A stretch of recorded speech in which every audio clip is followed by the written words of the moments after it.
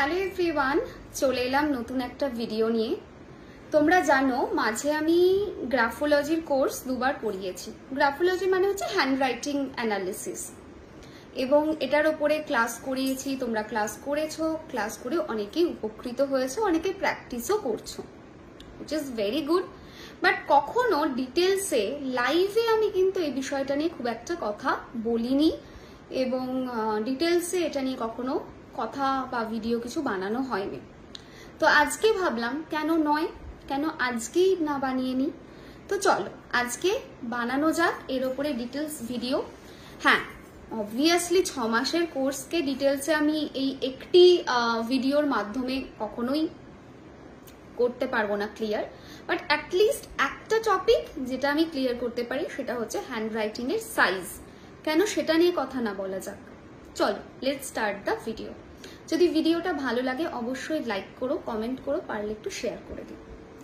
So handwriting এর size একটা ভীষণ ইম্পর্টেন্ট ফ্যাক্টর। কেন ইম্পর্টেন্ট একটা ফ্যাক্টর না, হ্যান্ডরাইটিং এর সাইজ দিয়েও আমরা কিন্তু একটা মানুষ সম্পর্কে অনেক কিছু জিনিস বলতে পারি। আমার হ্যান্ডরাইটিং যেমন বেশ বড়, তো বড় ছোট মিডিয়াম বুঝবো কি করে? আমার হ্যান্ডরাইটিং এর সাইজ যে বড় সেটা বুঝবো কি করে, ছোট বুঝবো কি করে, মিডিয়াম বুঝবো কি করে? আমরা স্কুল কলেজের যে বই খাতাগুলো হয়, স্পেসিফিক্যালি বইগুলো যেগুলো হয় যেখানে লেখা থাকে, শুধু স্কুল কলেজ কেন, যে কোনো বইয়েতে যে লেখা থাকে সেই সাইজটা হচ্ছে পারফেক্ট মিডিয়াম সাইজ। তার থেকে যদি বড় লিখছি তাহলে বড় হ্যান্ডরাইটিং, আর তার থেকে যদি ছোট্ট ছোট্ট করে লেখা হচ্ছে তাহলে কিন্তু হ্যান্ডরাইটিং ছোট। তবে হ্যাঁ, কয়েকটা বইয়েতে আবার খুব খুদি খুদি করে লেখা থাকে, তবে সেটা খুব রেয়ার। জেনারেলি সমস্ত বইয়েতে মিডিয়াম সাইজেরই হ্যান্ডরাইটিং দেখা যায়। সো আজকে কথা বলা যাক যেটা নিয়ে, সেটা হচ্ছে যে আমার যদি বড় হাতের লেখা হয় তাহলে আমার সম্পর্কে কি বুঝতে পারবে। যদি আমার হ্যান্ডরাইটিং বড় হয়, আমার সম্পর্কে তোমরা যেটা বুঝতে পারবে সেটা হলো আমি প্রচন্ড এক্সট্রোভার্ট। ওকে, তো যে মানুষের হ্যান্ডরাইটিং বড় সে প্রচন্ড এক্সট্রোভার্ট বাই নেচার হয়, এবং তার অত বেশি মানে ইন্ট্রোভার্ট নেচার হয় না, এবং সে কিন্তু মানে এমন ভাবেই সবার সাথে মিশতে পারে যাতে সবাই তাকে নোটিস করে। কিন্তু যাদের হ্যান্ডরাইটিং মাত্রাতিরিক্ত ছোট তারা কিন্তু প্রচন্ড ইন্ট্রোভার্ট হয়, তাদের কমিউনিকেট করতে অত বেশি ভালো লাগে না, তারা কিন্তু মোর রিজার্ভ কাইন্ড অফ পার্সন সেটা বলা যেতে পারে। সেকেন্ড জিনিস সেটা হচ্ছে কারোর যদি হাতে লেখা খুব বড় বড় হয়, they are kind of chill relaxed kind of person.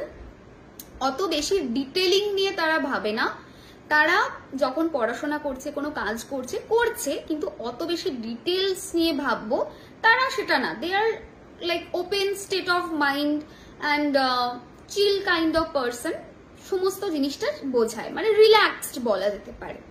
কিন্তু যাদের হাতের লেখা খুব ছোট ছোট তারা না ফোকাস প্রচন্ড ভালো করে করতে পারে, এবং তারা এতটা চিল বা এতটা রিল্যাক্সড নয়, তারা প্রত্যেকটা কাজকে ভীষণ ফোকাসড হয়ে করে, এবং প্রত্যেকটা জিনিসে না এরা মানে অ্যাটেনশন দেয়। মানে একটা জিনিস কিছু করছি সেটাতে আমি প্রপার ডিটেলসে অ্যাটেনশন দেবো। অ্যাটেনশন দেয় মানে যা ডিটেলিং এরা করে সেটা খুব ভালো, এবং সমস্ত জিনিস ডিটেলসে করতে এরা প্রেফার করে। অ্যান্ড এরা এদের কাজের জায়গা নিয়ে মোর কেয়ারফুল বলা যেতে পারে, এবং তারা যে কোনো কাজ যেটাই করুক না কেন মোর কেয়ারফুল, ফোকাসটা সাংঘাতিক, যেটা বড় হাতের লেখা যাদের থাকে তাদের থাকে না। নেক্সট জিনিস হচ্ছে যাদের হ্যান্ডরাইটিং বড় হয় এরা এত বেশি নিজেকে নিয়ে জাজমেন্টাল নয়, এরা নিজেকে বেশ ভালোবাসে, এতটা নিজেকে নিয়ে হয় না সেলফ অ্যানালিটিক্যাল মোডে চলে যাওয়া, সেই ব্যাপারটা থাকে না। দে লাভ দেমসেলফ, কম বেশি সবাই নিজেকে ভালোবাসি আমরা, কিন্তু তাও যাদের বড় হাতের লেখা তারা নিজেকে একটু বেশি ভালোবাসে সেটা বোঝায়। এবং অ্যাট দ্য সেম টাইম যেটা বোঝায় সেটা হলো যে এরা মোটামুটি এদের যে কনসিয়াস ব্যাপারটা মানে সেলফ কনসিয়াস, সেই ব্যাপারটা ভীষণ পজিটিভ সেন্সে বলা যেতে পারে, এবং এরা নিজের প্রতি অ্যাটেনশনকে টানতে পারে। দে আর মোর কনফিডেন্ট পার্সন। কিন্তু যাদের হ্যান্ডরাইটিং ছোট তারা একটু নিজেকে নিয়ে বেশি অ্যানালিটিক্যাল, এরা বেশি সেলফ কনসিয়াস হ্যাঁ, কনসিয়াস মানে নিজেকে খুব বেশি চেক করে, অ্যানালিটিক্যাল মোডে চলে যায়। আর এদের না কনফিডেন্টটা ভীষণ কম, এদের নিজেদের এবিলিটিজের ওপরে কনফিডেন্স ভীষণ কম। যাদের বড় হাতের লেখা হয় তারা কিন্তু মানে অনেকটা পজিটিভ মাইন্ডসেটের পার্সন হয়, আর এত বেশি ভালনারেবল হয় না ইমোশনালি। কিন্তু যারা ছোট হ্যান্ডরাইটিং যাদের থাকে, ছোট ছোট, এরা একটুখানি ইমোশনালি ভালনারেবল হয় এবং ইমোশনালি ডিস্ট্রেসড বোঝায়। তো দেখবে কখনো কখনো তোমার যদি বড় হাতের লেখা, জেনারেলি তুমি বড় হাতের লেখা লেখো, কিন্তু কখনো কখনো দেখছো তোমার হাতের লেখা হট করে ছোট হয়ে যাচ্ছে। এটা আমার সাথেও হয়, and I am pretty much sure এটা তোমাদের সাথেও হবে, যে নর্মালি তুমি বড় লেখো বাট কিছু কিছু সময় তোমার লেখাটা একটু ছোট সাইজ হচ্ছে। দ্যাটস মিন তুমি ইমোশনালি স্টেবল নও সেই মোমেন্টে, তুমি ইমোশনালি সেই মোমেন্টে ডিস্ট্রেস ফিল করছো। তো এই জিনিসটা অনেক সময় হয় যে হাতের লেখাটা কিন্তু ছোট হয়ে যায়। আরেকটা জিনিস সেটা হচ্ছে যারা প্রচন্ড ডিপ থিঙ্কার, নেগেটিভ মাইন্ডসেটে চলে যাও, যারা প্রচন্ড রকমের ডিস্টার্বড পার্সোনালিটি ওয়াইজ হয়ে যাও, ইমোশনালি যারা ভীষণ ভালনারেবল, তাদের হ্যান্ডরাইটিং কিন্তু ছোট হয়।